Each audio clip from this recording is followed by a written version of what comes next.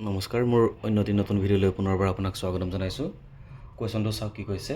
এটা আয়তৰ দিশ 8 চেণ্টিমিটাৰ আৰু কৰ্ণ 10 চেণ্টিমিটাৰ হ'লে আয়তটোৰ কালি কিমান হ'ব বিচাৰি আছে। আমাৰ চাৰিটা কি আছে অপশ্যন আছে। এতিয়া চাওক ABCD এটা কি আয়ত, মই দেখুৱাই দিছোঁ আয়তটো। এতিয়া ইয়াৰ দিশ কিমান দিয়া আছে 8 চেণ্টিমিটাৰ ধৰি লৈছোঁ। এইটো আমি কিমান বুলি ধৰি লওঁ 8 চেণ্টিমিটাৰ বুলি ধৰি লওঁ। আৰু কৰ্ণৰ কিমান দিছে, কৰ্ণৰ জোখটো দিয়া আছে 10 চেণ্টিমিটাৰ আৰু এইডাল কি হৈছে কৰ্ণ।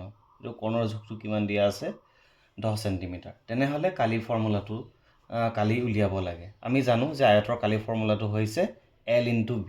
আয়তৰ কালি ফৰ্মুলাটো কি L × B, মানে দিশ আৰু প্ৰস্থ যেতিয়া পূৰণ কৰিব তেতিয়াই আয়তৰ কিটো পোৱা যায় কালি পোৱা যায়। এতিয়া এইটো ঠিকে আছে, এইটো মই দিশ বুলি ধৰিছোঁ। প্ৰস্থ হ'ব কোনটো, এইটো প্ৰস্থ হ'ব, মানে BCডাল যদি দিশ বুলি ধৰা যায় প্ৰস্থটোক কি ধৰিব লাগিব CDডাল কি ধৰিব লাগিব প্ৰস্থ। কিন্তু আমাৰ কি দিয়া আছে B আৰু D হে দিয়া আছে, মানে কৰ্ণডালৰ জোখ দিয়া আছে।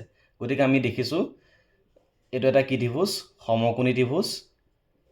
এইটো ভূমি বুলি ধৰিলে এইটো কি হ'ব লম্ব আৰু এইটো কি হ'ব অতিভুজ। তেনেহ'লে আমি সেই সমকোণী ত্ৰিভুজটোৰ পৰা আমি লম্বটোৰ জোখটো উলিয়াই ল'ব লাগিব। নিশ্চয় বুজি পাইছে। গতিকে সেই লম্বডালৰ জোখটো উলিওৱাৰ কি সমকোণী ত্ৰিভুজৰ ক্ষেত্ৰত হয় লম্ব বা ভূমি ওলোৱা ফৰ্মুলাটো একেটাই। আমি কি কৰিব লাগিব, ইয়াত চাওক CDটোৰ মই দৈৰ্ঘ্যটো উলিয়াম, কি কৰিব √/, দিব আৰু কি কৰিব ইয়াত tan স্কোৱাৰ, এইটো যিটো থাকিব সেইটো স্কোৱাৰ পাতিব, মাইনাছ যিটো দিয়া আছে যিহেতু ভূমিটো আমি পাই আছোঁ, হয় আমি ভূমিটো পাম নহ'লে কিটো পাই যাম লম্বটো পাই যাম। নিশ্চয় বুজি পাইছে। সেই অতিভুজৰ যিটো মাপ দিয়া থাকে সেইটোৰ পৰা আপুনি কি দিব মাইনাছ কৰি দিব, ইয়াৰ যিটো থাকিব যিটো মান পাব তাক আপুনি স্কোৱাৰ কৰি পেলাই কি কৰিব লাগিব মাইনাছ কৰি দিব লাগিব। নিশ্চয় বুজি পাইছে। এতিয়া আমাৰ ওলাই যাব চাওক কেনেকৈ। এইটো হৈ গ'ল 10 10 গুণ কিমান 100 হৈ গ'ল, 100 বিয়োগ 8 7 গুণ কিমান 66। নিশ্চয় বুজি পাইছে। তেনেহ'লে আমি কি পাম ইয়াৰ উত্তৰটো ইয়াত আহি যাব কিমান 100ৰ পৰা যেতিয়া 64 মাইনাছ কৰি দিম উত্তৰটো আহিব 36 আৰু 37ৰ বৰ্গমূল কিমান আহিব 6। গতিকে এককটো যিহেতু চেণ্টিমিটাৰ আছে গতিকে এইটো কিমান হ'ব 6 চেণ্টিমিটাৰ হ'ব। নিশ্চয় বুজি পাইছে ইমানখিনিলৈকে।